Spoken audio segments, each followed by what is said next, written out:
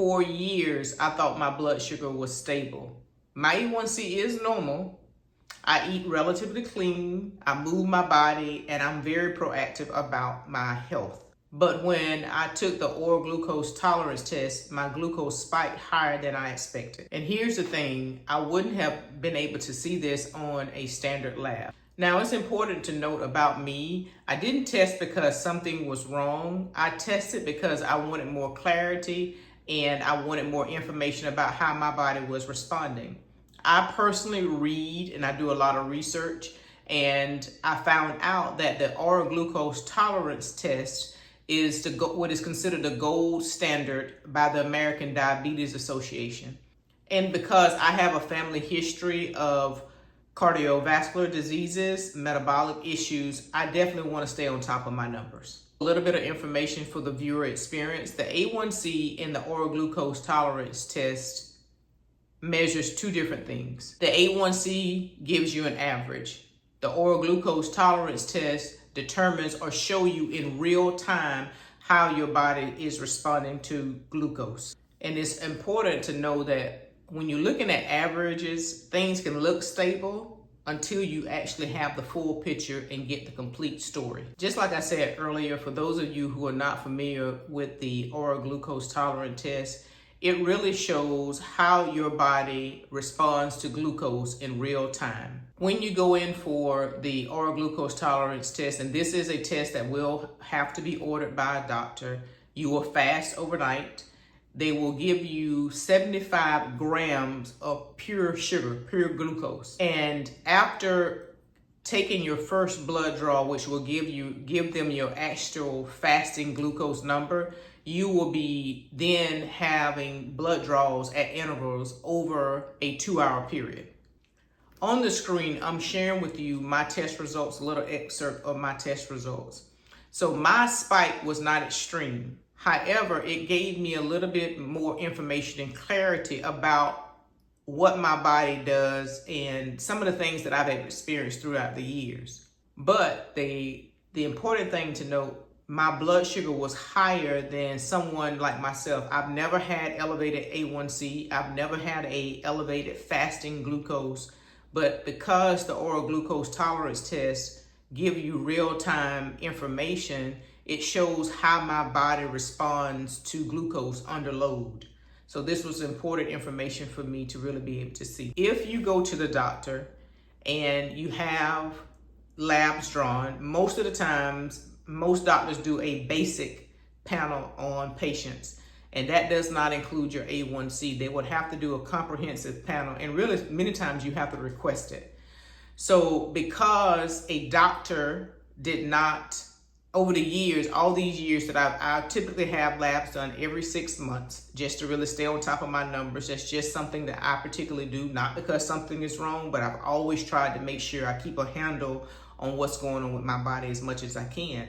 But because of the outside research and the information that I found, I found a doctor who would write the order for me to have the oral glucose tolerance test.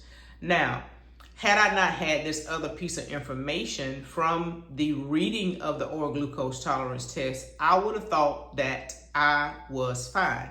And actually I am. I'm not having any problems, but what this test made me aware of is that I always would have to monitor how much glucose I'm taking in, because in the long term, down the road, this can impact my health greatly if I don't pay attention to these test results. Why does this matter for women over 40, or really a woman of any age?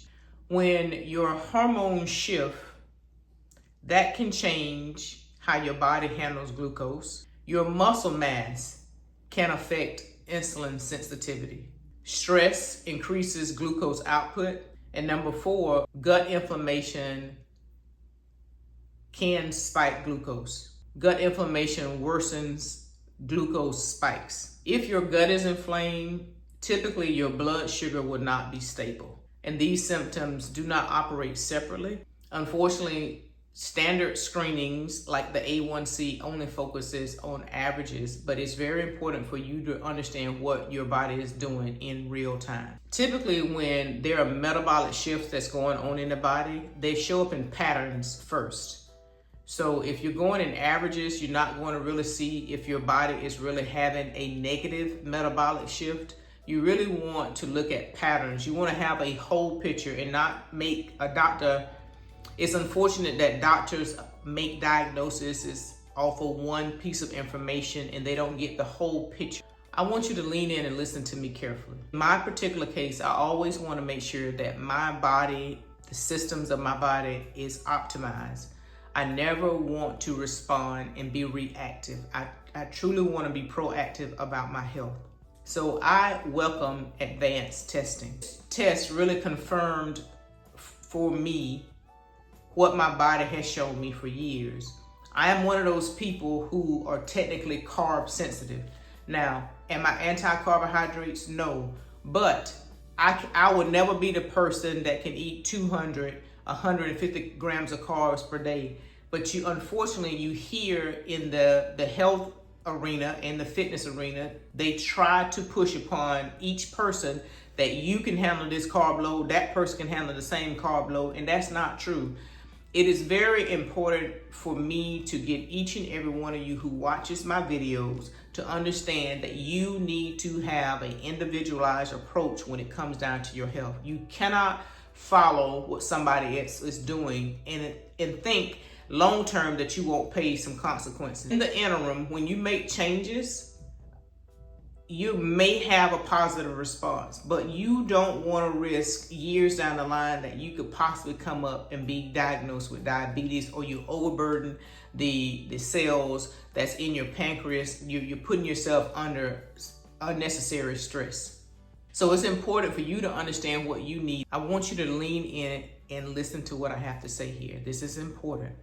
In my particular case, there is nothing wrong. The advanced testing that I have done is for preventative care. But for so many people are walking around diabetics, and it's something that you can do about it right now before it becomes a problem. If you or someone you know has a family history of diabetes or cardiovascular disease, go get tested. At the very least, know what your fasting glucose is, know what your fasting insulin is, know what your A1C is, and if you can, get an oral glucose tolerance test done. It's important. Now, what this test did is confirmed for me what my body has shown me for years. This is why you should trust the biofeedback that your body is giving you. I would never be a person who can consume a lot of carbohydrates. I go in reverse. I'm not anti-carb. I'm just saying that I would never be the 150 gram of carb, the 200 gram of carbs, 300 gram of carb a day person. If I do, there will be repercussions for me. So, number one, I will feel horrible. There are times that I've eaten something higher in carbohydrates. The next morning, I feel like I'm dragging. I feel horrible, just like I did after this test. So honor what our body gives us for feedback, because there's safety in that. You may not see adverse effects of it right now, but in the long term, this could cause you a lot of problems. And you don't want to walk around a diabetic unknowingly, and you can do something about it. Welcome the ability to get to know your body. Welcome education. Do your own individual research. Read some books. Read some literature. Understand when you go to a doctor, so you'll be a little bit well versed and you can have an intellectual conversation with this therapeutic partner about your situation, so you can understand and get the things that you need in order so you can be better. So I'm going to link 2 books in the description below that I think is a must read for everyone should read it. Welcome the ability to get to know your own body. Be willing to do individual research and educate yourself. And to support that, I'm going to list some resources below so you can do some studying on your own time. I'm going to list 2 books below that I think will be great for anyone to read, but especially if you have a family history of cardiovascular disease or diabetes, heart attack, strokes, whatever the case may be. I think these 2 books will be a great way to start. And you always want to continue to understand what your body needs by educating yourself more. If you're someone who wants to understand more deeply about your metabolic patterns, the link to my assessment will be below.